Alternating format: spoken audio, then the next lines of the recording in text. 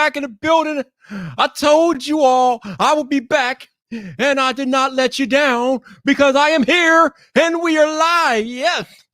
Welcome to another episode of VypDrive, baby. We are in the building. I see Lamar's out there. Jose's out there. What's going on? How y'all doing today? Oh, yes. We got El Jefe reviews in the building. I appreciate you all coming through. What's up, Joseph? How y'all doing, baby? How y'all doing? Oh, Lord. Oh, man. What is happening? What is happening? How y'all doing, man? Yeah, we are here and we are live on VypDrive. And yeah, today we are treading in dangerous waters today. Oh, yes. Dangerous waters, baby, because today we are talking about the next generation of consoles, which I own both. And we're going to be talking about those today on the show. That's right, folks. It's PlayStation 5 versus Xbox Series X on VypDrive. So let me get into the introduction, and then we can go ahead and get the party started. Yeah. So sit back, relax, put your seatbelts on, get your popcorn ready. This one's going to be fun. Woo! All right. Woo, okay. Are we ready? Are we ready? Are we ready? Are we ready? All right. We are ready to go. We are ready to go. All right. So, this is VypDrive episode 139. And in episode 139, we are treading into the dangerous next generational console wars with the Xbox Series X and the PlayStation 5. That's right. I am talking about both of them after having them both for a month. We're talking about them next on VypDrive, which starts now.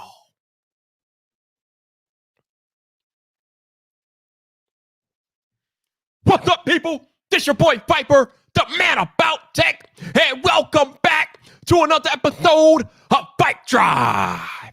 This is the podcast about tech, hosted by the man about tech. And as I alluded to in my introduction, I have had both the PlayStation 5 and the Xbox Series X for about a month now. So I'm going to compare the two, talk about the pros, cons, if they're worth it, what you should be looking forward to, different things like that on today's podcast. So to start off the podcast, like I said, I own both. I got the PlayStation 5 on day one because I pre-ordered it via Amazon. I was able to secure it. Luckily, it got delivered on November 12th like it was supposed to. However, I cannot say the same of my Xbox Series X, which coincidentally, I also pre-ordered off of Amazon. I did not get my Xbox Series X on day one. I'm not going to go too far down that rabbit hole. Y'all heard me complain about Amazon and the way they handled their pre-order for Xbox. Terrible, ridiculous. But unfortunately, Watkins, I can't say unfortunately because I did secure it, but it took me a week after the Xbox officially launched for me to find one at Target. I had to drive 80 miles to another state to procure my Xbox Series X, but I did eventually secure one. So again, I've had them both for a few weeks now. We're going to talk about them. Got them both. The first thing I need to mention and highlight before we really get into the weeds with all of this stuff is that they are both buggy AF. Okay. Now, I know this podcast is probably going to fuel a bunch of console wars and things like that, the difference of opinions and all that good stuff. But let's just start at the basics. They are both buggy AF. I have had both of them crash on me. I've had both of them crash games on me. I've had both of them restart on me. They are both buggy as hell. I don't know if we've ever had a console release this buggy. I know the Xbox 360 had the red ring of death, so that's a little different though. But I mean, just out of the gate, both consoles have myriad of hardware and software bugs that they need to iron out. Well, mostly software bugs. But even though Sony has already released, they released 2 updates, it's still crashing on me and things like that. I'm getting that storage database error from time to time with the PlayStation 5. So that's just annoying. However, even though both of them have been buggy in my experience, I have not had an issue where they just don't work. So if I do run into a bug and if they do crash, this, that, and the other, they both just start back up after the restart. So basically, if there's a bug, I restart, or if there's something that crashed, then it'll restart on its own, and then the problem will be done. But usually a simple restart alleviates most of the issues I'm having. But I just want to make that crystal clear before I get into the podcast. I have had issues with both of them. None of these consoles are perfect. They're both buggy AF out of the gate. Sony have released 2 updates to address the bugs. Microsoft has released one update, but it wasn't really to address the bugs. It was to add dashboard features. I mean, Microsoft, we don't care about that. Can you fix the bugs? So thank you very much. Bye.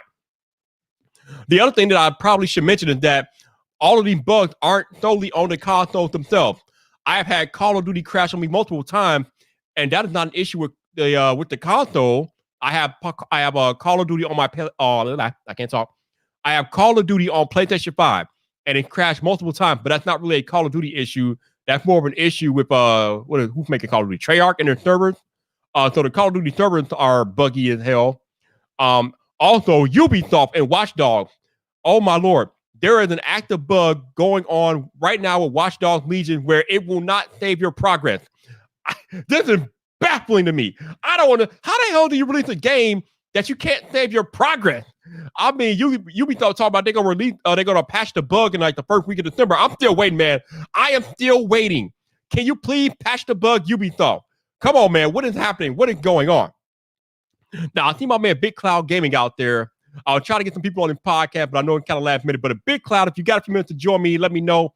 I'll shoot you the link and we can talk about this stuff. But man, again, some of these developers need to fix their servers and things like that so we can actually have stable game experiences because, again, with Ubisoft and Watch Dogs not be able to save my progress and the Call of Duty servers crashing every now and then, it's just craziness. I don't get this stuff.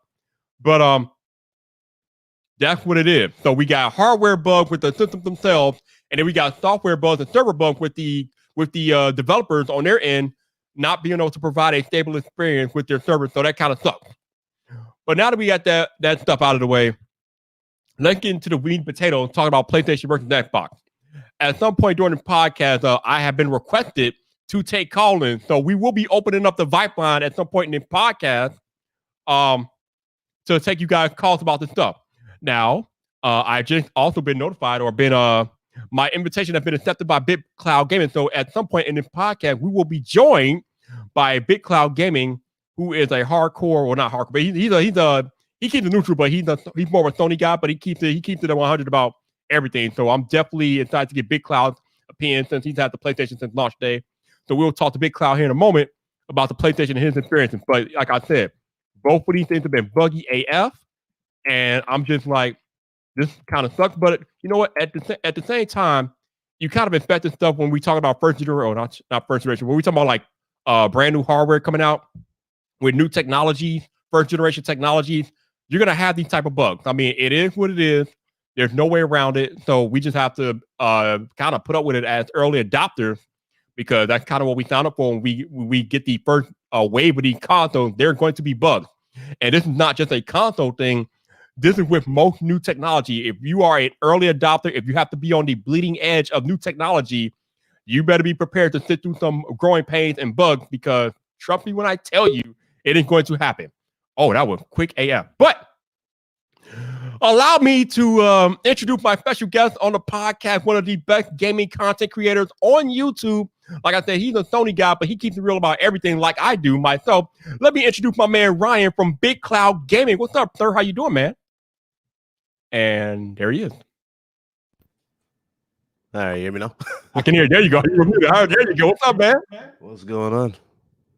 Not much, man. I wanted to do this podcast to talk about these consoles since I've had them both pretty much since launch day. I know a lot of people are still trying to either get them or they're trying to figure out maybe which one to get. And I figured, since I kind of sway a little bit towards Xbox, I figured it'd be cool to get you on because I know you're a Sony guy. But how you doing, man?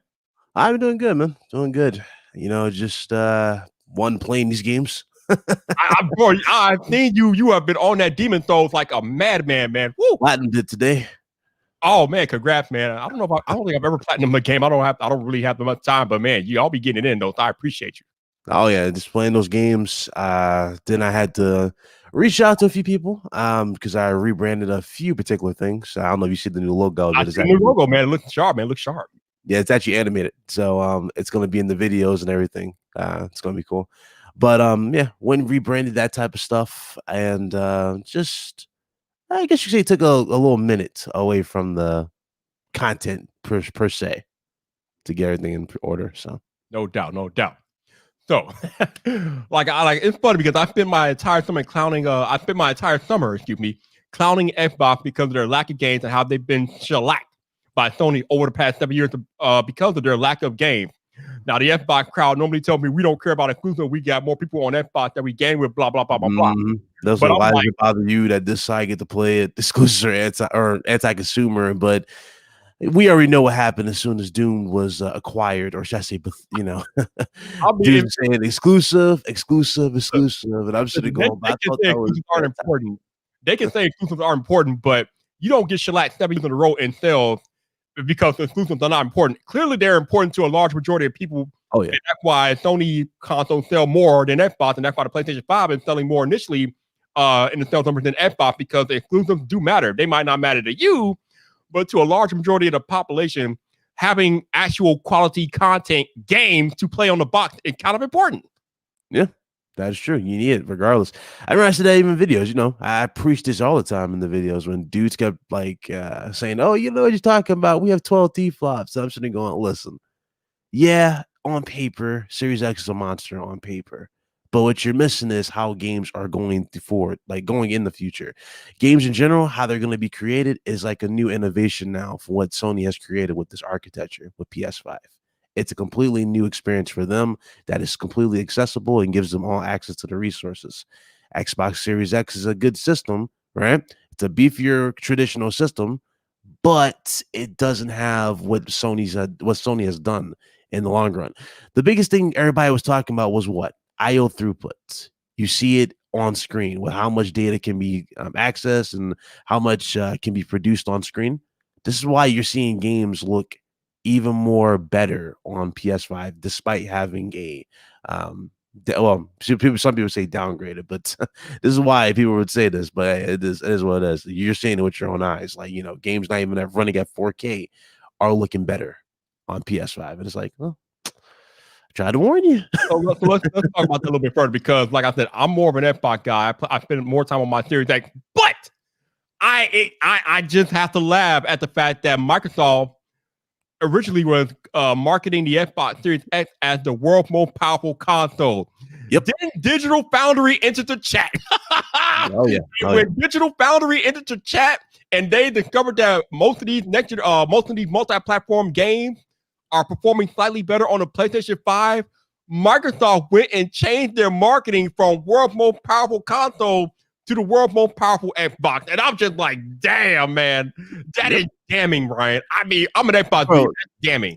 They have pressure on them. Like I said it before. It's the same thing I said about 343. Remember how when we first saw Halo Infinite's gameplay and how bad it looked? I was like, guys, y'all putting unnecessary pressure on this one game. Y'all should be howling at Phil Spencer and everybody to have more on the actual market just until this game gets up and running, have everything up and go.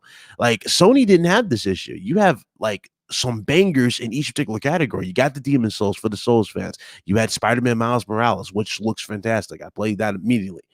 You have other games coming as well. I mean, it's like, where are your games? I get it. You're talking about power. I get that you're hyped for the box, which is expected.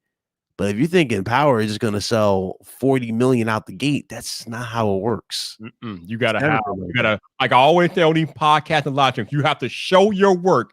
And right now, Microsoft has pretty much nothing to show for it as it relates to why we should buy the Series X. This is the thing I was saying all time long.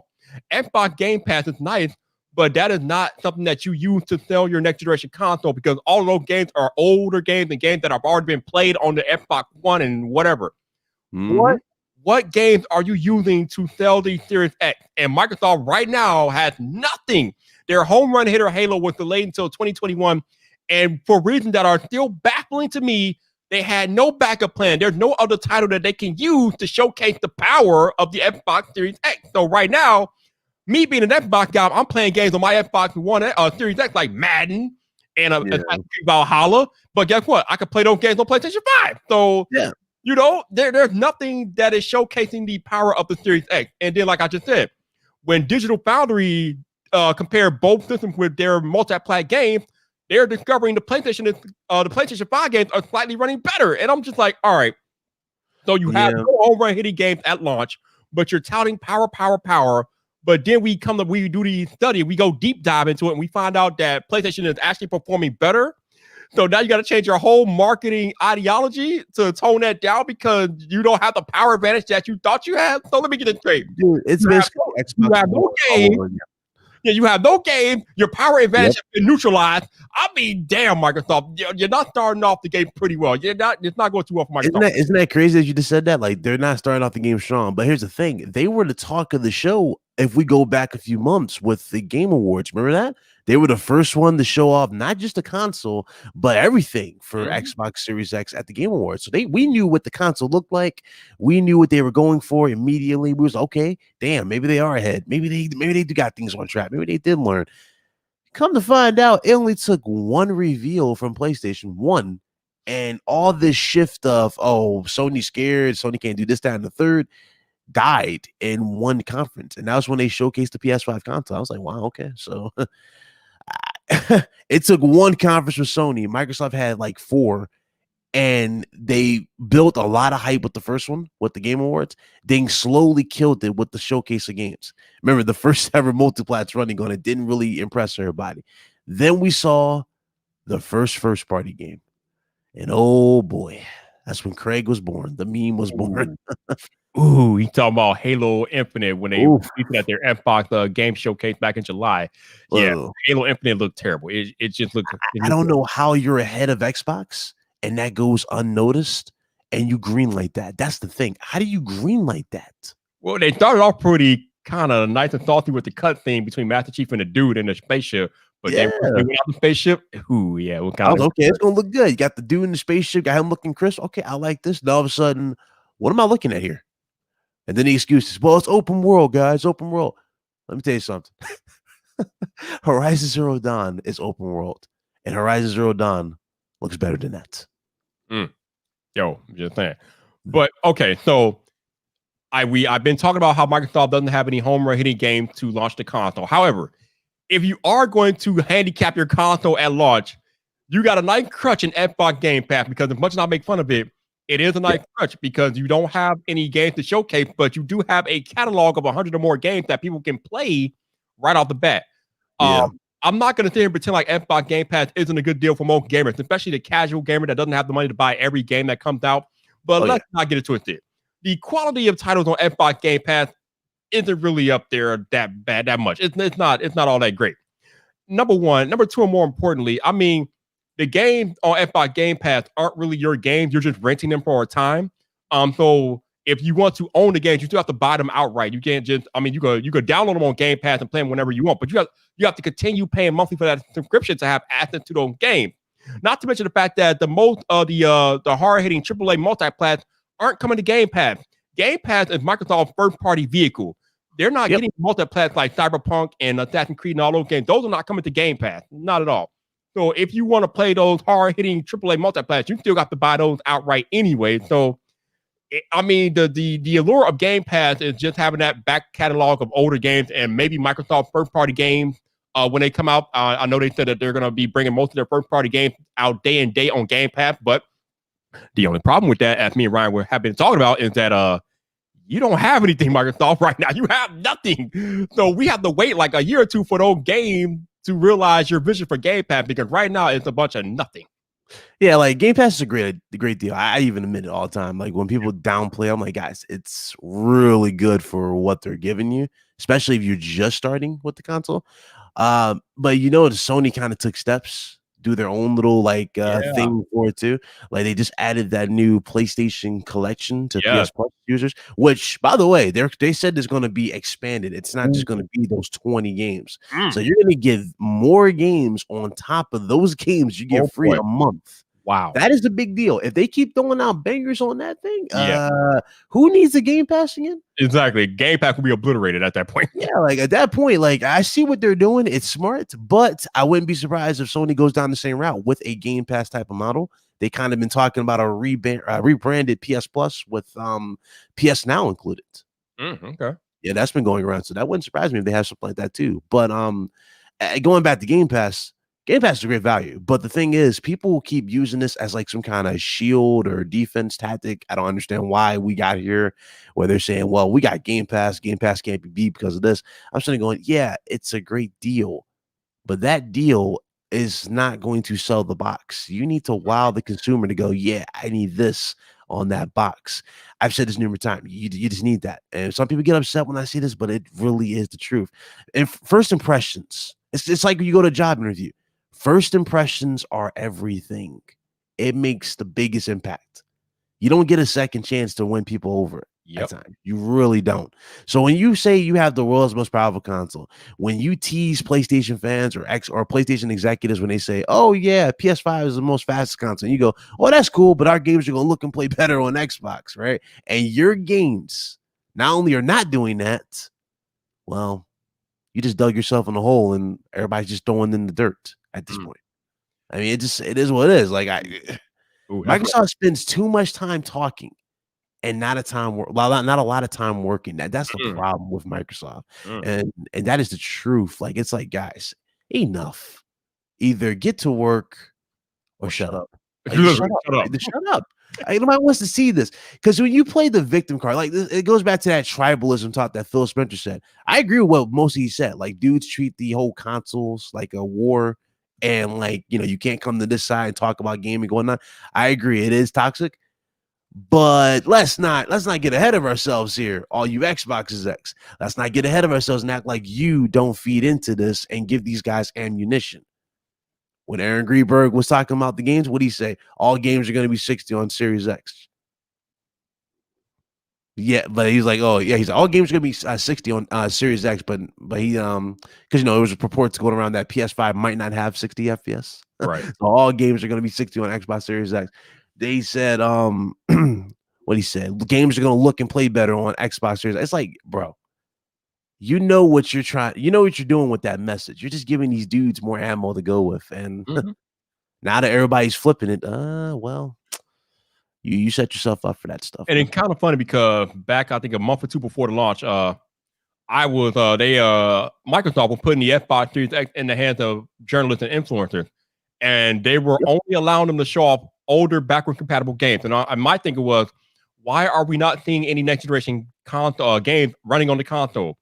Microsoft never let them show anything off like that until like I think a few days before launch with Yakuza Like a Dragon and Dirt 5. But I mean, really, are we talking about Yakuza and Dirt 5? I mean, those are the cool games, but those are games that should be showing off your next generation console. Yeah. But we really didn't even see anything on the Xbox Series X until like maybe a few days before the console launch. While PlayStation, they were showing off games and they're showcasing the different things like that, like a month or two before the console launch. So I mean, it just seems like Microsoft, it seemed like Microsoft was more prepared, but as we got closer to launch, it seemed like they were less prepared than Sony. I mean, it's just been crazy, this ride that we've been on. Dude, like Sony, when I tell you Sony thought about everything for this console, like the user interface is good, but the controller as well really blew me away as well with this system. The triggers and everything, the adaptive triggers are some of the best triggers I've ever seen. Like this is innovation that I want, not just in I want this in all games, honestly. I don't know about you, but I need this in all games, like in all platforms, honestly. Because I'm surprised Microsoft doesn't have this. These triggers not acting like this. That's crazy. So for those y'all listening on audio, I am holding in my hand right now the PlayStation 5 DualSense controller with the adaptive triggers, as Ryan was just discussing. And let me tell you all, when I say this thing is revolutionary, this thing is legit. I said on Twitter a day or two ago, I was playing Call of Duty Cold War on PlayStation 5. I was riding a train at some point in the game. And I kid you not, you all, as I was riding the train, the controller started giving me some haptic feedback. And it literally felt like I was on a train. Because you guys know you got that generic haptic feedback, but this was not that generic haptic feedback. This was actual, like, feeling like you're on a set of train tracks haptic feedback, which is just mind-blowing to me how the controller could actually simulate actually being on a train. It literally felt like I was on a train. I was blown away by that. So, dude, the controller is legit. Some of these features on that controller too. At one time, I thought I broke my controller, but I was always the haptic feedback because like in Demon Souls, you get a bow and arrow. Tell me why the right trigger legit like stiffs up and it becomes a little harder for you to pull down. Like, yo, I didn't know it was going to do that. It did it seamless though. That's the thing. It did it so seamlessly. Yeah. Like, okay, that's smart. I like this controller. I love that, man. I love what they've done. It's a dope package overall. Microsoft, I don't know what Microsoft was. I'm surprised Microsoft didn't push that. at all Well, for I theirs. saw something on YouTube earlier today that Microsoft will indeed be bringing a similar technology to the Xbox at some point. So I guess they're working on it. So I guess it's coming. You know what it's gonna be? You know what it's gonna be? An Elite Series Oh, yeah. V3 is probably gonna have it built into that. You know, it's gonna be wireless and you can buy it. Yeah, there you go. Yep. You know what's sad when dudes was comparing that to the DualSense? Did you see like the breakdowns and all that stuff? People were comparing that one, the Elite Series, to DualSense. I did not, but you can't really compare them because number one, the Elite Series does not come with the Xbox. This is a $200 add-on. Yeah. Now, Check this out would be- Unbox Therapy. He's one of my best favorite YouTubers, but he had to compare. I was like, Lou, I see what you're doing. I see you, dog. But you have to Listen, man. compare a $200 controller to an $80 one or Listen, $70 one. listen, man, listen. Again, like Ryan said, this is a $200 controller. This Elite Series 2. This DualSense is $70-$80. Now, me personally, I prefer the Elite Series 2, but again, you're talking about a $200 controller, and for me, it just feels a little bit more comfortable. But Yeah, you got paddles. Yeah, it's built for that. You know, that's the thing. I'm not going to take away from what the DualSense and bring it to the table with the technology because it does not have the Elite does not have the technology that the DualSense has. I mean, the Elite does have haptic feedback and all that stuff, and it works well. But to actually simulate a specific experiences with the DualSense cannot be ignored. This thing is doing things that no other controller on planet Earth is doing with the DualSense, and I dig it. But if you're asking me which one do I feel more comfortable gaming with, the Elite Series for sure. But again, this is an add-on. This does not come with the console, and it's $200. So, I mean, we can't really talk about the Elite Series 2 as being a part of the Xbox Series X package because it's not a part of the package. It's not. Really, you're paying the equivalent of another console because Literally pretty much the same cost as the Series S, isn't it? That's the same price. Almost, yeah.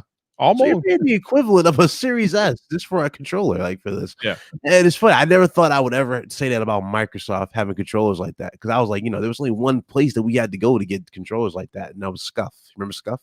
Mm-hmm. Yep. And Scuff rebranded the whole PS4 controller. They had like a brand new one.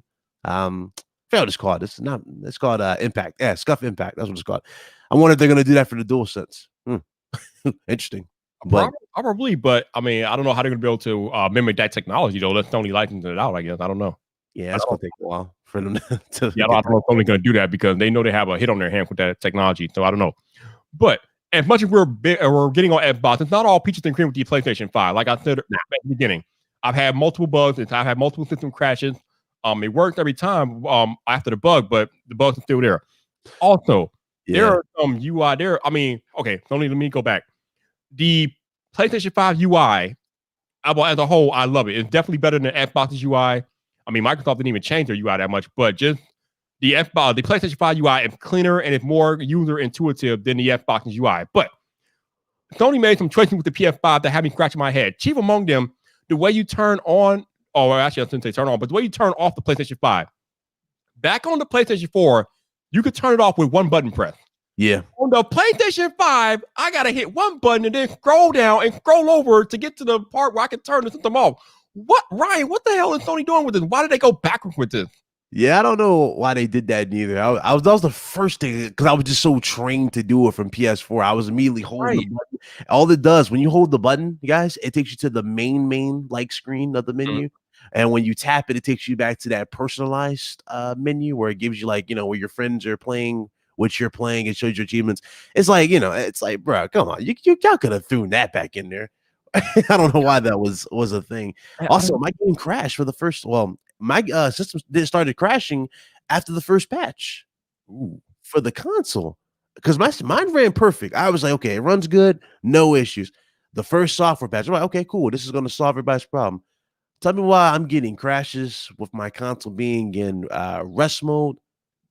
Tell me why my console's crashing after playing Miles. Yeah. Game's crashing after playing Demon Souls. Then it was like, oh, corruption might happen, blah, blah, blah. I'm like, what? Bruh, come on. I gotta get that on. I need to get that on. They fixed it, I think, with the second one. I don't think I had another issue since. I don't know. I've been having crashing issues even after, before the updates and after the updates. I'm still having crashing issues. Yeah. The other thing that it kind of bothers me with PlayStation 5 is the storage situation. As we all know, you get 667 gigabytes of base storage. Yeah. Now you can offload your PS4 games onto an external hard drive, so that's okay, I guess. But you can't really do that with PS5. The PS5 games, you can only access those games from within the internal hard drive. So there's no way to expand the storage for PS5 games right now And Sony they have the extra storage space inside of the PS5 locked up. They don't even have it available yet.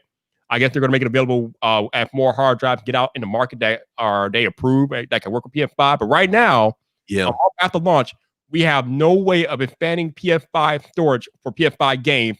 And these games are huge, Ryan. I got 108 gigabytes left on my PS5. How many do you have? Yeah. So me, I'm up to 300 again because I deleted these games. Because I've always been like this. Like I've always deleted a game I'm done with. I don't hold a bunch of games on my hard drives. That makes sense. But like even if you buy one of those external ones, you can plug in because Sony does support the SSDs, external ones.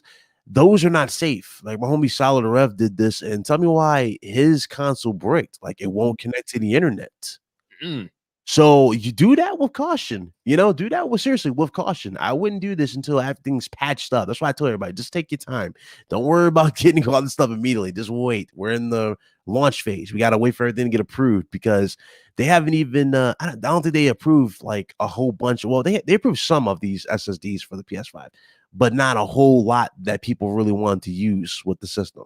They haven't approved of, because remember, a lot of these SSDs have heat sinks on them, and they might not be compatible with the actual system. So, you got to be careful. But man, I didn't even bother. I was like, bro, I'm good with what we got for now. Yeah, but even a Rich from Review Tech USA had an issue where he plugged in an external drive to his PS5 and it kind of crashed the system or whatever. Yep. So yeah, like Ryan said, if you're gonna do that, might want to do that with caution.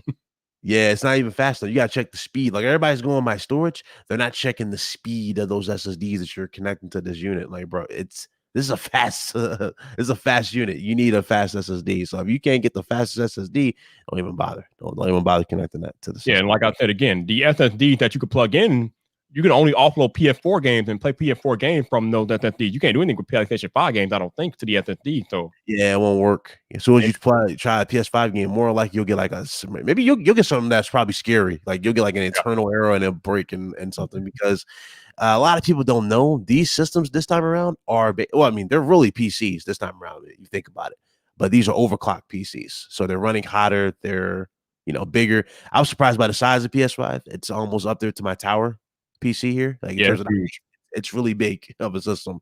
So when systems are getting to that type of extreme in terms of size, we're pretty much on that road, so to speak, to where console gaming is getting more and more and more PC like, and we're getting to the line of Steam machines in a weird way.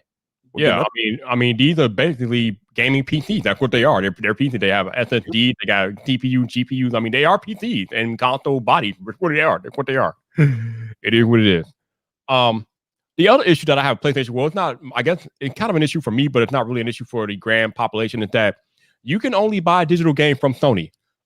In the past, you could buy digital game from pretty much any outlet that would sell you code for digital games, but Sony shut that down, I think, last year. On the Xbox side, you can buy a digital game from everywhere, and that's kind of cool because sometimes you can buy them at reduced prices in other places for Xbox. But yeah, that's what they're doing. You notice Sony's store. Remember how Sony's been offering the Black Friday deals, them crazy deals they've been doing? Yeah, that's why they're trying to push their own stuff, and they think they slick with it. But I caught on to it immediately. Oh yeah, there's one site that a lot of us like to go to. It's called SCD Keys. You know what I'm talking about? A lot of us like to go to SCD Keys and either get discounts on like PS Plus or certain games. Yeah. We can't do that no more. At least as this recording, I don't think we can do it for a while. We can't do it. Sony cracking down on these little these sites, and I see what they're doing. They're trying to get that full profit because for those that didn't know, spoiler alert, Sony games, Sony PlayStation, the exclusive ones, at least for now, are $70. Yeah. We're not sure if all third-party devs are on board yet. Like I checked the store, Hitman 3 is $60, which I was shocked by. But that doesn't mean that everything from that is going to be $60. That's the thing. That's the scary part. If everything's $70, it's coming. It's not a matter of if, it's only a matter of when. But the other important thing that we need to realize is that anything that Sony sells out of their PlayStation store, they get, if it's not a first party, if it's a third-party game, they get 30% of the profits. So they get a 30% cut. So obviously Sony wants that money, so they're going to cut off any outside seller from selling digital goods as they can, because that's money that they lose. Microsoft doesn't care. Microsoft makes more money than the Earth. There's no planet Earth. Microsoft doesn't care where you buy your game from. They're gonna make money regardless. But Sony wants all the money that they can make, so they don't want anybody messing with their 30% cut. So that's why they cut off all the outside sellers from selling their digital goods, because that takes money out of their pocket. Like I said, any game any non-first party game that sells from PlayStation Store, Sony gets 30% of an ad cut, just like Apple in the App Store, Google in the Play Store. These digital stores are pretty much all uniform as far as how much they take from for a ad cut. Sony takes 30%. I should say ad, but they take a 30% cut for revenue and things like that. So that's money that Sony is going to make, and they're not going to allow any outside seller to cut into that. So there you go. Yeah. That's why I told everybody too. A lot of people asked me, was I buying that Pulse 3D headset for Sony? I was like, it looks cool, but I'd rather wait for like the big budget third party ones. That's usually the ones that like really, the comfortable ones, built with longevity in mind. So let's talk about that real quick, because I did buy the Sony Pulse 3D headset, and I ended up returning it to Walmart today. Yeah, I brought it, I returned it, and I think I returned it because Turtle Peach sent me out the Stealth 700 Gen 2, which I love. Those things are amazing. So, but I still wanted to buy I brought the Sony one because they had I know Sony PlayStation 5 had that 3D audio, and I wanted to make sure I wasn't missing out on that. But number one, the Pulse 3D headset didn't really fit my head all that well, so I wasn't really feeling it from jump. But number two, after playing a game or two with them, I'm just like, all right, this audio is okay, but it's not anything like and go all out. It's like, that's why I said, like, it's $100, guys. I don't see it blowing us away. No, maybe not blowing me away, not at all. Sound, maybe, because that's how the first were. But yeah, I didn't see that thing. Yeah, it did not blow me away at all. My Turtle Beaches definitely sound better in my opinion. So I'm like, you know what? They went back to Walmart. So if you can't, I mean, a lot of people are buying them because they seem to be selling out. But there are definitely much better headset options out there besides the Sony Pulse 3D. So Sennheiser 600s. I was getting ready to get those. Which ones? I was getting ready to buy the Sennheiser 600s. Oh, okay. I think I was going to buy it. Those little open back ones. Yeah, those ones look really, really good. I was like, no, let me just wait. Let me just wait for these new ones. Yeah. So we got a question in the chat from Anthony. He says, do you think Sony will make a cloud gaming service like Xbox? Probably at some point. I don't know if they're going to do right away. Yeah, they kind of already have when you think about it. Just have to. They got PlayStation Now, but it's only on the console, right? Yeah, that's kind of rebrand. If they want to do that like that, just rebrand it, restructure it. And the way Sony's been moving, I would not be surprised if they restructured that into, what you think. So it could happen. Yeah. Yeah, they have PlayStation Now, which allows you to stream games directly to your PlayStation 4 or 5, but you can't game anywhere with that. Or you can't game anywhere like you can with xCloud and things like that. But I have Xbox Game Pass Ultimate. I'm not playing games on my phone, y'all. I'm not doing that. I'm just sorry. I mean, it's nice to have that feature, but I don't see myself ever using it. So it is what it is. But it's not ideal. Like even that controller they were trying to sell, like that little attachment for your phone where you connect. Oh yeah. Yep. Like, yeah, I don't see people using that. And then I saw patents for like a new like mobile controller thing. I was like, that might work, but at the same time, do I really see people? Is it practical enough for one? And do I see people actually using it? That's a good question. It was like going back to you remember the SP, the Game Boy Advance? It kind of like an SP, like on steroids. Yeah. Yep. All right, so a couple other tidbits about PlayStation before I start talking about Xbox a little bit. PlayStation supports Wi-Fi sync, which is pretty cool. If you have a Wi-Fi sync router, that's cool. Allow for faster game downloads. I have noticed in my experience that the PlayStation 5 download games a lot faster than my Series X. Not sure why that is, but it is what it is, and I enjoy it. It's a beautiful thing. Also, Sony, the PS5 does not support Dolby Atmos or Dolby Vision, which like the Xbox does, but I don't know how many people will actually have the equipment to take advantage of those things, so I don't know if that's a big deal or not, but just something to point out anyway. Yeah. Let's see what else is going on. If you are recording gameplay from your PlayStation 5, apparently it can do it a lot longer than you can do it on Xbox. I think you can record it to like an hour, depending on if you're recording 4K or 1080p. But you can record like an hour of gameplay. I think Ryan would know more than this because he probably does more with this than I do. But yeah, I'll let you break that down. Yeah. In terms of gameplay, you can record more on PS5. Another thing Sony did with the whole recording feature. Now you guys already know it takes a screenshot of everything you do, like for trophies, and now also does video clips of trophies too. So when it captures like the last It's like the last 5 seconds of the initial to the trophy, so that's what it does. So yeah, it does stuff like that. Okay. Now, the one thing that is annoying to me about PlayStation 5 though is that if you take screenshots and clips and things like that, you can only share those directly from the system. You can't like move it to the app like you can with Xbox. The Xbox, you can go directly to the app and then you can like download it or do what you want to do from the Xbox app. Yeah. The PlayStation 5, you have to do it directly from the system, and that's kind of annoying. I wish they could do it from the app. Yeah, that's why they're trying to push photo mode in some of these a lot of these games so that you edit it and in the game, then take a screenshot. But I'm like, that doesn't really solve the problem. A lot of people want to do more than just that. But hey, I mean, that's them. Yeah. So before I went live on this podcast, I was trying to look for like different like next generation game breaking features on PlayStation 5. And honestly, I didn't really find much, if any. Now I know that the PlayStation 5 has this activity thing that allows you to go directly into a certain part of a game to complete an activity. I mean, that's cool if you want to do that. I don't see myself using that much, but I mean, it's there for you to use, and that's pretty cool if you want to do that. Another cool thing I think that you can do with PlayStation 5, which I have not done yet, is that it has a picture-in-picture mode, so you can like watch your friends play their game while you're playing your game. I haven't used it yet, but I guess I mean if you're deep in a party like that, you can do that. I mean that's there for you. Share play. I don't know if you remember share play for PS4. Remember how share play would crash? Well, it wouldn't crash, but it would like close your game, suspend it, and then you can join your like your friend's PS4 for what he's streaming. On PS5, obviously that's a thing in the past. You don't do that no more. It shows up on your screen, but you can put it in picture, and then PS5 will ask you like, "Hey, what do you want this picture? Do you want it on this side, that side?" And you just put it there, and then you can still play and watch what your friend's doing at the same time. So so that's pretty cool. If you game with friends a lot, then that's definitely a cool feature to be able to do. Although, if you are gaming yourself, I don't know if you want to have part of your game screen taken up by a picture-in-picture box. That's kind of a little intrusive a little bit, but it's a cool feature to have though. Yeah. I did it with my friend Kyle. Like we played Tekken 7, so it was funny. We was like going, "How many electric can you do?" I was like, "Okay, yeah, let's test that theory." And I was doing electric, and he was showing his. I was like, "Okay, so that's cool for that." Definitely. See, the other thing I had one more thing I wanted to talk about, but I'll forget it. Did you talk about the network? How the data cap limit's been removed? No. What do you mean data cap limit? So on PS4, your internet was data capped. That's why there was only so much you can do on PS4. You could download at a certain speed. On PlayStation 5, that is a thing in the past. Well, that's The internet is that fast.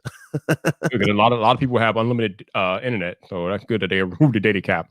Yep. I'm wondering if that's kind of reason why the Xbox download game store, because Microsoft has some type of server cap in place. It's kind of annoying. Yeah. But now let's move on to talk about Xbox, because like I said, I spend more of my time honestly on my Xbox Series X than my PS5, and that's just because there's a few quality of life things that are going on Xbox that I just enjoy like crazy. Two of the most important ones are instant on and quick resume. Instant on, it's not a big deal, but it kind of is. I mean, if you just want to get right to the desktop, you hit one button, 2 seconds later, you are into the Xbox UI and you're good to go. I don't even think there's a computer that boots up as fast as my Xbox Series X. It is instant. It's craziness. But the other thing that I just cannot stop talking about, as you guys know, is quick resume. When they first announced quick resume, I thought people were making videos about it. I was just like, I'm not going to use that ever. No, I'm not going to use that. But then I got my Xbox Series X and I started installing game after game after game, and I'm playing game after game after game. Quick resume is a quality of life enhancement that you didn't know you needed, and now you can't live without it. At least me, I can't live without it. The ability for me to jump from game to game to game and pick up right where I left off without no loading screen or anything like that is just mind blowing. I really wish something like this was on PS5, but it's just not there. But damn, man, quick resume is amazing. I can't shut up about it. It's that good.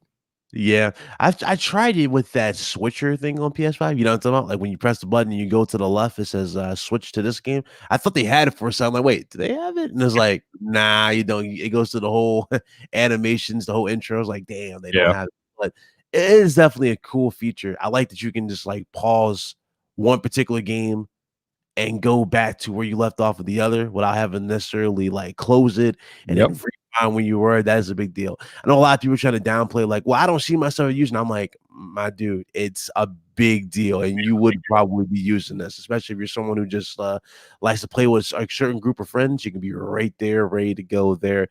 And some people go, well, no, that's just not me. I'm like, well, here's the thing. Another thing this is useful for is guys who like to stream games. They can go right back to where they were and Yep. continue to play through. This is Wow. another big deal. So again, people don't think about the long-term hold. They I just didn't think think about about, that at all. yeah, that's the long-term hold. So it's cool. Yeah, quick real like I said, like I said, I spend a lot of my time on Xbox just for my ability to quick resume. The fact that I can jump between Madden and Assassin's Creed and Watch Dogs instantly is legit. Now, it doesn't always work. Sometimes it's crashing for whatever reason, and I have to start from the title screen, so that kind of stuff. But when it works, and it works most of the time, it's next generation featured type stuff, man. Wish it was on PS5. Like I said, the other things about Xbox that I don't like, games download slower on the Xbox Series X.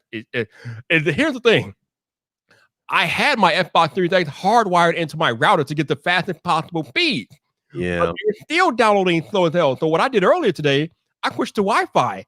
And it seems like the games are downloading faster now that I'm on Wi-Fi, which I just don't understand for the life of me. But I don't know. They still download faster on PS5, but I mean, I don't understand why my Xbox downloads games wirelessly faster than hardwired. That's kind of weird to me, but that's my experience today, and I just find that very interesting.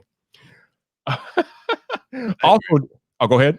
No, I agree. Yeah, it's kind of weird. Normally, in regular world physics, you get fast connection being hardline instead of wireless, but not in this case, but whatever. The other thing is that the Xbox does support Dolby Vision and Dolby Atmos, so that's pretty cool if you have the technology to take advantage of that. So that's pretty cool. No Wi-Fi 6 though. Yeah, no, I don't know. I don't understand that. That I was don't a either. big step. That's a big deal. Like people are like, oh, no, that's not a big deal. That's a big deal for the console. Why is It is like that attributes to those download speeds. That's why the PlayStation 5 probably downloading uber fast. Although I don't have a Wi-Fi 6 router yet, but I'm still noticing that the PlayStation 5 downloads games faster. Now, when I do get my Wi-Fi 6 router, it's probably gonna download games even more faster than that box. When I unboxed the system, I download because I had the games on disc. I had Miles and Demon Souls on disc. I plug in Miles. I'm sitting there going, okay, watch this thing. Said like 3 hours or something like that because their internet was atrocious. That thing said 10 minutes. Yep. And I'm sitting here live streaming, doing okay. I could definitely wait this one off. We waited off, and not only did this game not like, first of all, like, and that's another thing too. Like the first initial impression when you first launch one of these games and play them, Miles Morales blew me away, and didn't even start the gameplay yet. I'm talking about when you just started up and you on the train and it says press start and you go through the settings. I'm sitting going, guys, this looks phenomenal. I haven't even started the gameplay yet, and I had gameplay. Right. He starts walking off the train, and you see the beat and all that. I'm like, yo, this is next gen. And what I do got to give props to these next gen consoles for, they are definitely outshining the PC in terms of like boot up. Oh yeah, of these. That's something I wasn't expecting either. These games are legit instant. Like there's no load time, and I was like, okay, I like this. I like what they're doing. So. Yeah, for whatever reason in Watch Dogs Legion, anytime you open a door, you have it going through loading screen. But hey, it's that's so quick. Yeah, that's a cross-gen title. It was made for PS4 and Xbox One. I mean, but like, even though there's loading screen, it's like it just goes right by. It's like pretty instant. But yeah, loading speeds on both consoles are pretty fast. Obviously, slightly fast on PlayStation 5 because of the faster SSD over there. But I mean, still pretty fast on Xbox Series X as well. So no complaints there. Yeah. The other thing that's cool about the Xbox Series X is that it has slightly more internal storage than the PlayStation 5. You get about 800 gigs of free storage when you boot it or when you turn it on. Obviously, you only get 600 and something on the PlayStation. However, the Xbox does have that expandable storage option that PlayStation 5 does not have. So if you do find yourself using up all your internal Xbox storage, you do have an option to expand that storage for next generation games. So that's pretty cool. Yeah, you got to be like the price of an Elite controller for 1 terabyte. That is correct. But hey, so if you got a lot of games, you don't care. You look at it's something, but at the same time, I'm wondering how long it's going to take for them to get to like 3 terabytes. That's really what people want. That's a sweet spot there. Yeah, that would be cool. I mean, I'll take a 2 terabyte one. That'd be nice. Yeah, 2 terabyte will also be a nice addition. But also too, those SSDs, I've been heard. Like I heard a lot of people say those things get hot. And I was like, well, that's going to be interesting too, how they handle that, because those things are really going to get heated up over the years when you game on those. So yeah, I funny guy. Everybody kept talking about how hot the system gets. I've been like trying to feel them with my hands, and they do get pretty warm. I mean, nothing crazy, but they get warm. But Yeah. computers get warm, especially under load. Yeah, I Computers think it's natural. like some of those consoles, like again, I worked retail before where I was just unloader and stuff like that. And I Mhm. know a lot of dudes tend to just take stuff and like don't necessarily gently put it on the pallets. They kind of like toss it to the side type of thing. Yeah. Yep. So probably that also played a factor in some of these defective units. I can already see that being the case. But yeah, Yeah. it wouldn't surprise me. People are not always gentle for sure. For sure.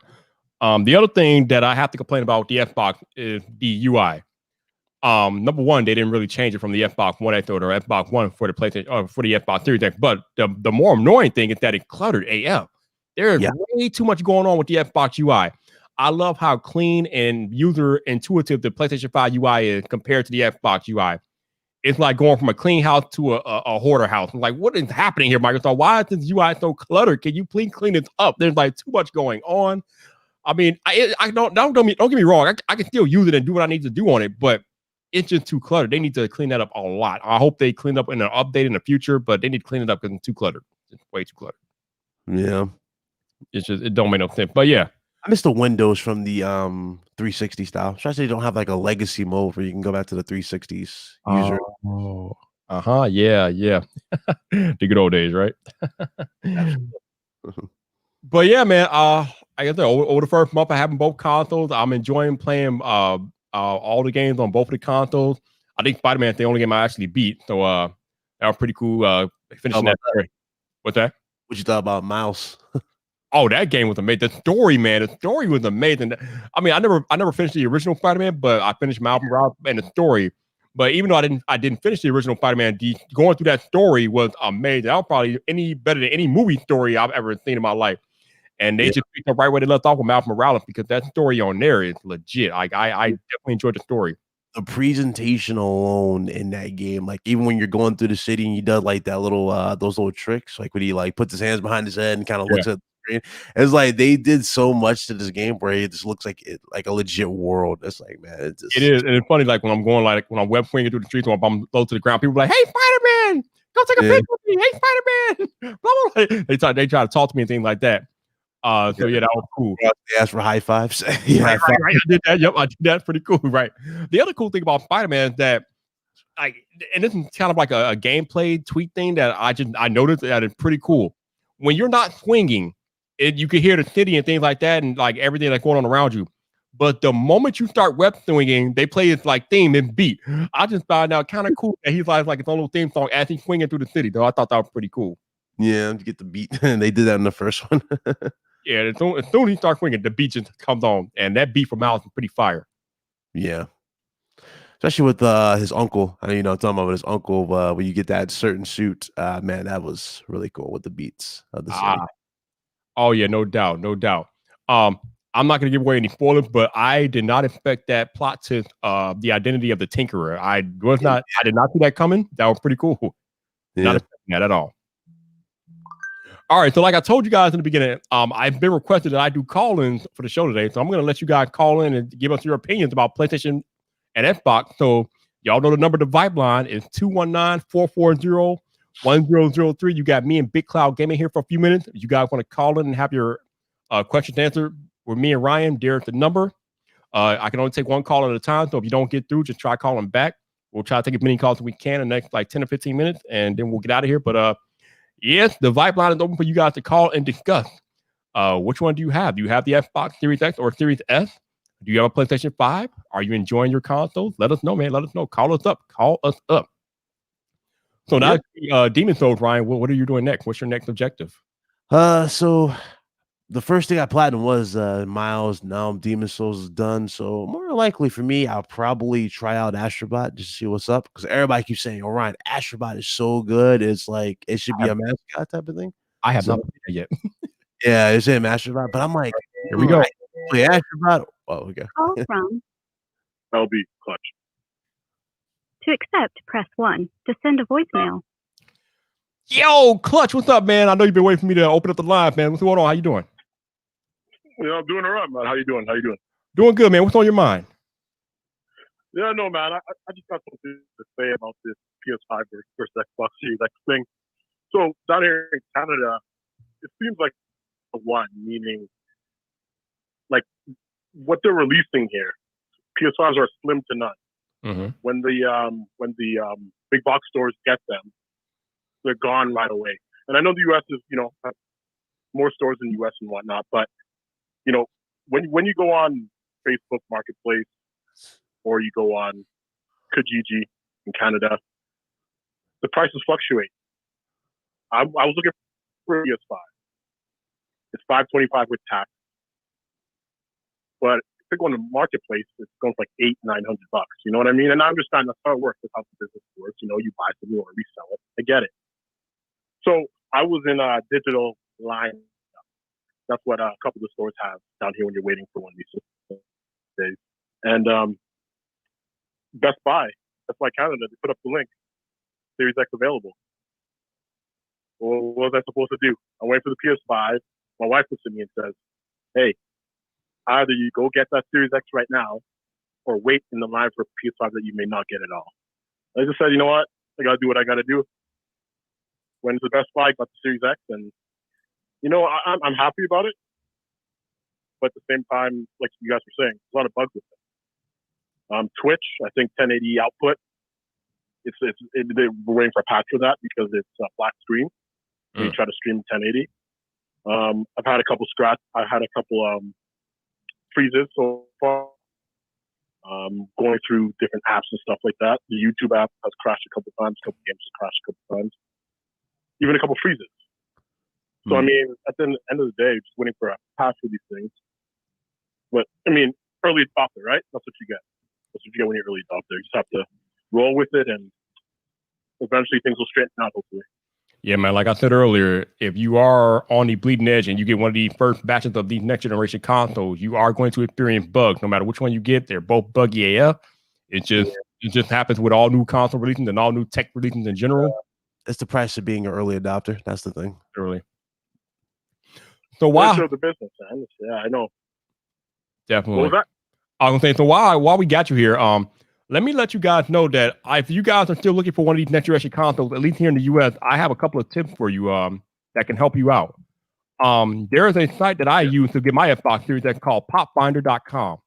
It's spelled P-O-P. Heard of it, yeah. Yep, it's a P-O-P-F-I-N-D-R. No E in it. It's P-O-P-F-I-N-D-R.com. PopFinder has inventory for Target, Best Buy, Walmart, Sam's Club, like a bunch of different stores. And their inventory is inventory in real time. So I kid you not, I was looking for an Xbox Series X because both Microsoft and Amazon screwed me on the pre-order. I woke up one morning looking for a Series X, and I expanded my search to like an 80-mile radius. So I saw that there was a Target 80 miles away that had 8 in stock, and that Target was opening in 15 minutes. So I'm like, all right, Viper, this place opens in 15 minutes. It's a 90-minute drive, 80 miles, but they got 8. So you either take the chance and go get one, or you don't take the chance. So I got in my car and I started driving 80 miles north to Wisconsin for my Series X. As I'm driving, I'm still checking the inventory to make sure that I'm still like in a good position here. I got 30 minutes into my drive and I'm checking PopFinder and I'm noticing that, they're starting to sell. They're down to 6. So I'm like, I'm putting out Florida gas. So I get there about an hour. I think it took me like an hour, 10 minutes. So I got there. And they still had like, it's funny because when I got there, I saw a guy walking out of the store with a Series X. I'm like, all right, I'm definitely good at there. That's the other thing. Sometimes when you go into these stores, they'll tell you that they don't have none, even though they do. They won't sell them to you. So I'm kind of worried about that too. But once I saw him walking out, I'm like, all right, we good. So I walked into Target. I got there. I got my Series X, and I was good to go. But popfinder.com, especially for Target inventory, is a good place to look. There's also a site for Walmart. I think it's called Brickseek or Brickseed. I think let me see which one it is. They will give you Walmart inventory if Walmart has stock for Series X or PlayStation 5. Yeah, Brickseek. So you guys go to Brickseek, and that's BRICKSEEK.com. Check Walmart inventory at Brickseek, and if you see your Walmart nearby that has them, I would say go ahead and see if you can get them, because before they weren't really selling to walk-ins. They were doing mostly online only. But I think now that all the holiday stuff is passed, now they're taking walk-ins. So if you go to popfinder.com or brickseek.com and you see that they have stock of what you want, go get it. Don't even waste time. And the most important thing, Do not call these stores and ask them if they have inventory. If you see it online at one of these sites, just go. Don't call because they're not going to be honest with you on the phone. Go in there, see if they got what they said they have, and then you will have a much better chance of just going in there. Don't call them. Just don't call them. Yeah, it's gonna take like 2021 for everything. Go ahead, Clutch. Okay, yeah, no, like that's the thing in Canada right now. There's no walk-in, right? It's when they say online only, it's actually online only. That's the problem, I think. While in the States, you can still go walk in and get a system if it's available in Canada. You walk in, they say, nope, we don't have any. Even though they may have a couple in the back, they tell you straight up no. So kind of sucks that that's the case right now, but, you know, I have patience. So I'll wait, but I do really want that PS5. Hey man, I mean, if you want it, you can get it, man. It's a lot of work though. I mean, it's hard to find right now, but if you want it, you can get one. You just got to keep grinding, man. No doubt. Yeah, that's what I've been doing. Yeah. No doubt, man. Keep at it. Yeah. No doubt. I'll get it eventually. No doubt. You'll get it. I mean, and like Ryan said, I mean, at this point, waiting is not the worst thing anyway because of all the bugs that are going on anyway. Mm-hmm. All right, man. I appreciate the call, Clutch. Thanks. But the thing is though. Go ahead. Oh yeah, no problem. You take care. You good. All right. All right, you all, the Vype line is open again for anybody else that wants to call.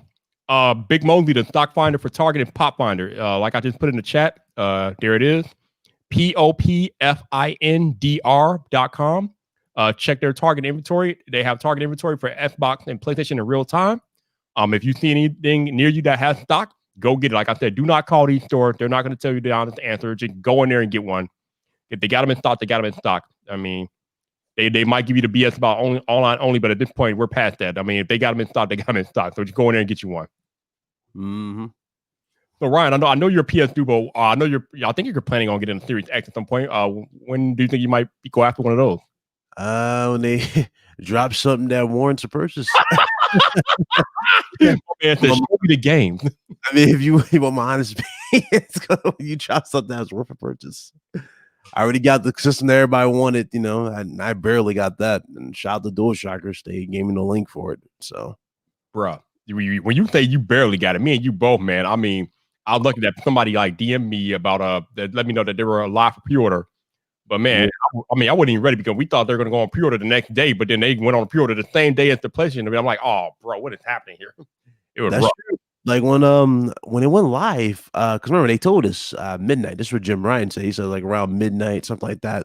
Pre-orders are gonna go live. I was like, okay, cool. Midnight, I'm gonna be ready. Man, I went and took a quick little nap. My phone's going off, and my PC's doing the Discord sound. You know, the call. I wake up from this. I'm like, what's up? I have homie Big Mike from DualShockers at the time, and a few others from DualShockers hit me up going, yo, Ryan, did you get your PS5 pre-order? And I was like, no, they go live at midnight. Ryan, they're live right now. I'm like, where? They're live at Target, they're live at Walmart. Everywhere. I was like, really? Oh man, what about Amazon? Amazon hasn't released theirs yet. So like around 11:30, yeah, that's when I got hit the link from the DualShocker. They're like, hey Ryan, get yours in, get it. So I went for the digital one. Well, unfortunately, it took me straight to the physical one. I was like, you know what, whatever. I took the physical, bought it. Yeah, it's funny that you say that because when I found out that they went live that day, I originally got my first pre-order from Walmart, but again, like you said, I wanted a digital one, but they didn't have any digital, so I just got I pre-ordered the disc version originally. But then Amazon went live later that night, like you said, around 11:30ish, and I was able to secure a digital pre-order from Amazon, so I ended up canceling my physical order from Walmart because I got a digital pre-order from Amazon. But yeah, it was crazy trying to get that pre-order in with all these bots crashing these sites. It was madness. Yeah, and I wish Sony handled that a little better, like with their whole I think they said they were going to send like an email for everybody to get their hands on one. You know, talking about that invitation. Yeah, it's basically like you taking a number and you waiting in line. Like they go, hey, number 58, please step forward to the line. That's basically what they were trying to do. They were trying to maintain it, which I thought was smart. The problem is they didn't do it right. It should have been for PS Plus users first. You would think so. Yeah, they didn't think that through. So, but then again, I don't know if I don't know if I can knock them about how they handle it because they handled it in such a way where the bot couldn't eat up everything originally. So we actually had a chance to get in there and get ours before the bot got a wind of it, man. Whew. Yeah, right now it's crazy. You got dudes making TikTok videos with like 7 of them, 20 of them behind them. I'm like, bro, do you have a life? Like, come on, man. Like, yeah, people being completely douches about this situation, man. We have these bot retailers stacking like thousands of systems up there. trying to sell them for like $800-900 or $1,000 on eBay and other reselling sites. I'm like, man, y'all not right. Y'all not right, man. Y'all are not right. UK, one of their shipments got stolen in the UK too at Amazon. It was crazy. Oh wow.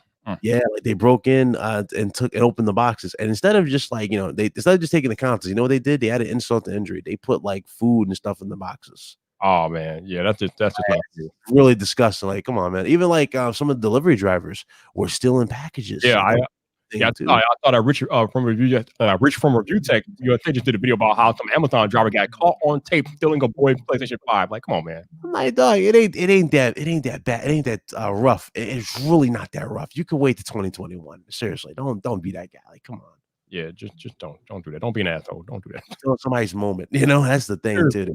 Doing that. How you stealing somebody's birthday or Christmas present, man? Come on now. Yeah, it's disgusting. Like, it really is. But again, I'm having fun on both systems. Oh yeah, the other thing I didn't talk about, the voice chat on PlayStation Network is astounding, man. I was talking to my man Josh Quinones on voice chat, where it's crystal clear, almost like taking a phone call. It's amazing. Yeah, I take did you take advantage of that other feature instead of like typing everything? You just speak to the controller, have the controller. Yeah, I don't know if El Jefe still watching, but I literally had a conversation on my DualSense controller with my man El Jefe Review.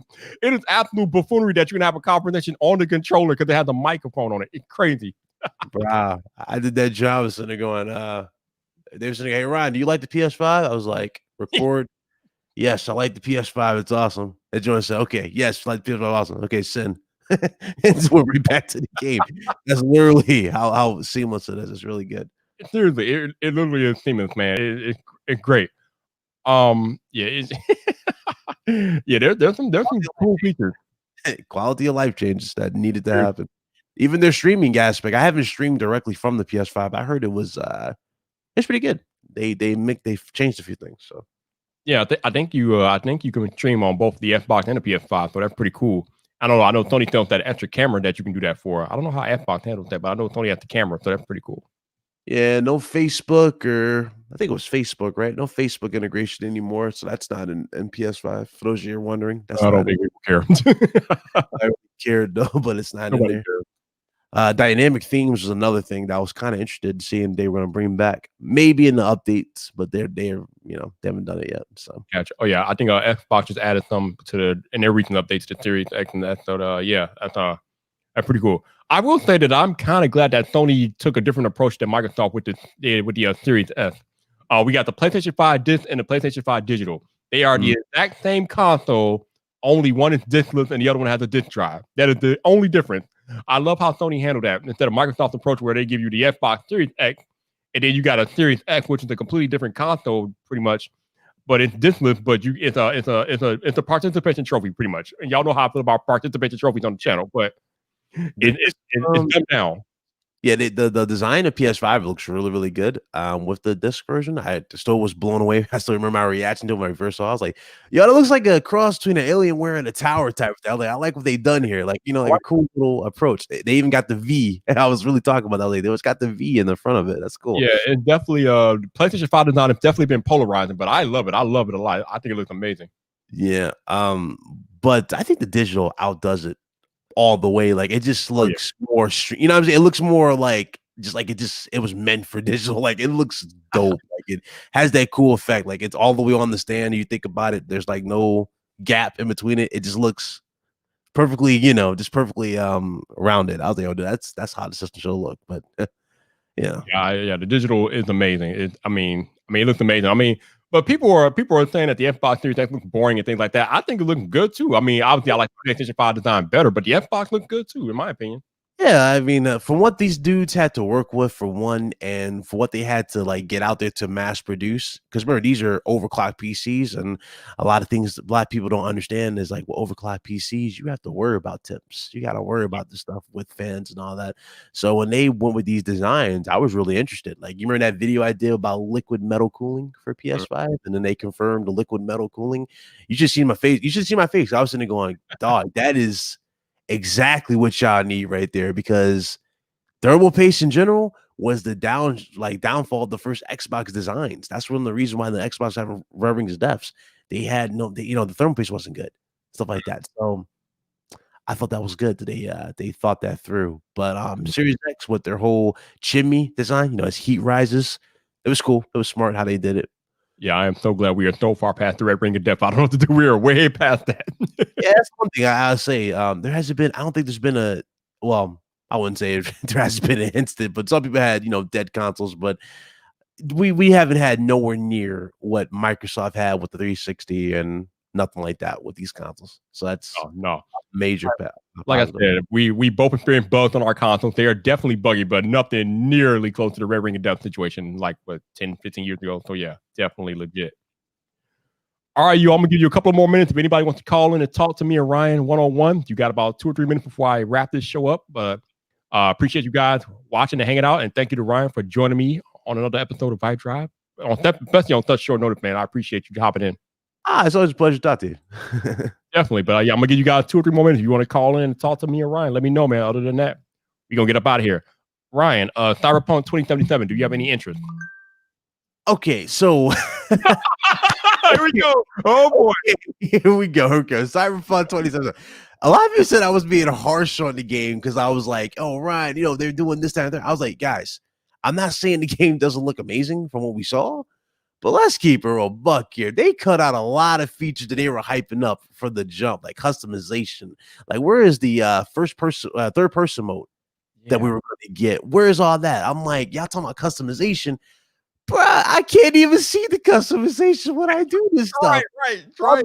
All the cutscenes that you were talking about, the third person ones, y'all removed and redid to first person. So a lot of people saying they didn't remove the cutscenes. No, they redid it. That's what they don't understand. They redid them, but they're in first person. So you don't see your character unless you're conveniently looking at a mirror or something. I'm like, who in God's name is going to be looking at mirrors in these cutscenes? Like, come on, man. So I don't understand that. Then they were like, oh, we'll let there's like, oh yeah, well, we're not gonna have any microtransactions in this game. We'll leave greed to others. I'm sitting going, okay, that's a bold statement. Yeah. Few months before launch, what happened? Oh, microtransactions are going to be added to the game, and dude was like, well, that's for the multiplayer. I'm like, guys, stop. They said no more. They said no microtransactions of any kind were in this game, and dude was like, no, y'all being too harsh. That's for the multiplayer. It makes sense for multiplayer. I'm like, listen, I'm not saying it doesn't make sense, but you told me the opposite of what you're doing here. Like, come on, stop. And then they what else did they do? They removed the parkour elements that was going to be added in there too. They took out parkour elements taken out. What else did they do to this game? I mean, good God. Did they leave it at I mean, I saw the, people were doing screenshots. They were showcasing how the game was looking gameplay wise compared to the trailer. You know how like when we first saw Keanu Reeves, we took the glasses off and they're comparing that to that. I was like, okay, yeah, that doesn't look like what was advertised. So I don't know. The game might be a sleeper hit. The game might blow me away. But I'm treading on thin ice on this one. If I do buy it, it's definitely not going to be on neither one of these next-gen consoles. It would be more likely just to go with a safe bet and just get it on the PC and play it on PC, honestly. But we'll see. If they want $70 for that, yeah, I need to see. I got to see that in action, like running on systems. Because I don't know if you've seen their tagline, like in their advertisement, but it was like, oh yeah, it runs great on PS5 and Series X too. I'm sort of going, wait, what you mean it just runs great on the? What's that supposed to be? That's not really reassuring. What else are you doing with the game on Series X and PS5? Now they're talking about a patch is going to have to come for that to get like the 4K or something. That's like, I don't know. I can't. Yeah, I mean the version that we're getting on a few days is not even the next gen version. We're getting the current gen version. So there's that. Yeah. So how long is that stuff going to be waiting? That's another thing you got to ask yourself. How far are we away from this quote unquote patch? Right. Remember they said crunch was something that they're not going through. They're just so they're so ahead of it that we got reports of crunch for the actual game. It's like, come on, man. I don't know. Then they were delayed it again. I was like, bro, this game's been delayed how many times? Yeah, I was kind of joking. They say it's coming on the 10th, but I'm not holding my breath until it actually comes out. Yeah, they keep delaying this game. I'm like, listen, if you delay it one more time, don't even release it on the current gen console. Just make it next gen only. Seriously. Dying Light 2, they immediately, you noticed that, right? As soon as PS5 and Series X was announced, what did they do? Oh, it's delayed indefinitely. We're pushing this to PS5 and Series X. Resident Evil Village. I'm not sure if that's only PS5 and Series. I think that's on every platform. But you notice how they were sly with it. They didn't say nothing since for current gen. They just kind of was like, yeah, PS5, Series X. They know these systems, those old systems are a problem. They're maxed out. Yeah, I was listening to somebody the live stream, and a question had came up. When can we call the next gen current gen? And I think somebody had said something about the next gen and currently current gen. I'm like, no. The next gen won't be current gen until we no longer care or worry about developing for the current gen system. So I think we got to wait like a couple of years before we can actually call next gen current gen, because as long as we're still worrying about the PS4 and the Xbox One, we're not next gen, we're not current gen yet. Yeah, like PS4 is still getting a lot of games. Right. It's still getting a lot. It's still selling a lot. It's still getting a lot of games. I don't know if you saw the prices for PS4 on Amazon, but the prices for PS4 and Pro went up on Amazon. Yeah, look at the Amazon. Like they were actually selling like crazy. Okay, we going to Amazon right now to check this out. I gotta check this out real quick. Yeah, PS4 Pros is going up. Bruh, what is wow? You see that? Are they only 3 in stock? Only 3 in stock. PlayStation 4 Pro for $589. So I'm seeing I got one for $467. Wow. See that? You got another one. You got a PlayStation 4 Pro. They got the limited edition Last of Us 2 bundle. They want $595 for it. And the price bundle was $589. Damn. Yeah, see what I'm saying? These prices went up. So bro, the prices went up, and I see why they're doing it. But PS4 it's got a lot of life in it. Like people don't understand. They are selling PS4 Pro for more than the cost of a digital PS5. Yep. Wow. I'm telling you, bro. Like PS4 got a lot of life in it. Still, the scout game is heavy right now. The scout game is heavy right now. Damn. That PS4 got a lot of life in it. It's still doing well. I don't think they're gonna touch PlayStation 2 numbers, which was like 150. This is probably gonna stop like around 120 minimum, like sell wise for it. And that's incredible for them. That's 30 million short of their highest grossing console of all time. So that's a great gen for them. But as you're saying with PS5, if they continue this trend, they can definitely break that if they keep this up. I mean, they got banger after banger like this. Yeah, you're gonna definitely get that milestone very soon. But the thing is, though, and it's always been an issue with Sony, and you can say this with Microsoft as well. They can't really dictate the market how it works, right? They just like make these bold predictions, and so they never can really appease the demand. They never get the demand on point with these consoles. That's like the biggest obstacle right now is the demand, man. If they can meet the demand, they'd be selling a buttload more than what they are already. True. Yep. But on that note, I think we're gonna wrap up the podcast here. So thank you guys for watching live. I appreciate you guys. So definitely thank you for tuning in to another episode of VypDrive. Actually, before we go, let me get Ryan's channel link and post that in the chat for you guys real quick. Shout out to my man Big Cloud Gaming for joining me live. Appreciate you, bro. Thank you. Thanks for having me, man. It was a pleasure. Always fun talking gaming and console with you. One of these days, I'm gonna have to get on your podcast. I know we've been talking about it and I haven't made it happen yet, but one of these days, I'm gonna make that happen. It was Apple, right? It was like Apple sent your thing late, and I was like, "Damn you, Apple! How dare you?" Yeah.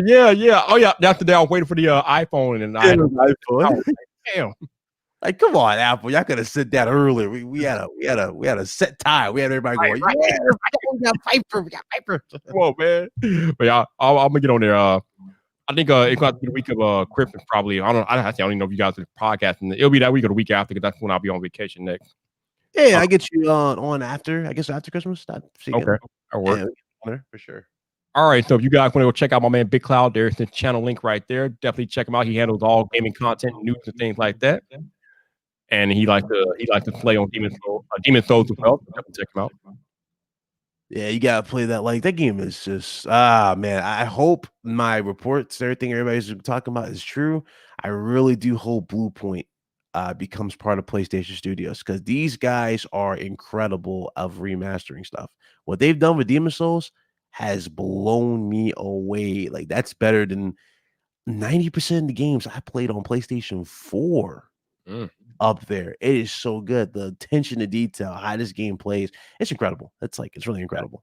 That's some high praise, man. That's definitely some high praise. Also, shout out to those of y'all listening on audio only. Thank you for listening to another episode of VypDrive with me and my man Big Cloud Gaming. Appreciate you guys each and every week on the podcast. If you want to go check out Big Cloud content, definitely go down to the show notes, and channel link will be down in the show notes for you guys. So definitely check him out. He is legit. If you guys want to donate or support the podcast, there should be a Buy Me a Coffee link in the show notes as well. Not required, but anything that you're willing to contribute, greatly appreciated. So thank you guys again. If you happen to be listening on Apple Podcasts, please consider leaving a rating or review. It helps more people discover the show, helps us try to get back into the top 200 of tech podcasts on Apple. So if you are listening on Apple Podcasts, please consider leaving a rating or review. And thank you for listening to another episode of VypDrive. But until the next time, people, it's your boy Viper, the man about tech. You know where to find me. So come back for more.